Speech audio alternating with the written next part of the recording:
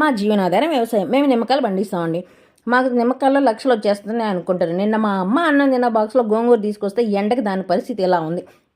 కొంతమంది అంటారు ఎండలో రోజు పనిచేసే వారికి ఎండ అలవాటు అయిపోతుందని.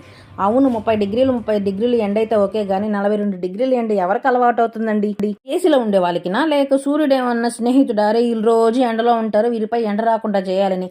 ఎండైనా వానైనా వ్యవసాయం చేయాల్సిందేగా. వ్యవసాయం చేసి లక్షలు సంపాదించిన వాళ్ళు ఎవరుండారు? కింద కామెంట్ చేయండి చూద్దాము. నాకైతే మా అమ్మ చేతులు చూస్తే ఏడుపు వస్తుందండి. ఆ నిమ్మ చెట్టుల్లో ఆ ముళ్ళగాట్లు గీక్కుపోయి ఒక్కోసారి అన్నం తినలేనంత మంట పుడుతుంటుంది పాపం.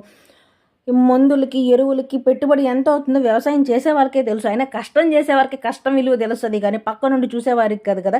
నేను నెక్స్ట్ వీడియోలో మేము నిమ్మకాయలు ఎలా కోసుకొస్తాము, అవి ఎలా వేరు చేస్తాము, మార్కెట్కి ఎలా పంపిస్తాము అనేది నెక్స్ట్ వీడియోలో ఖచ్చితంగా చూపిస్తాను.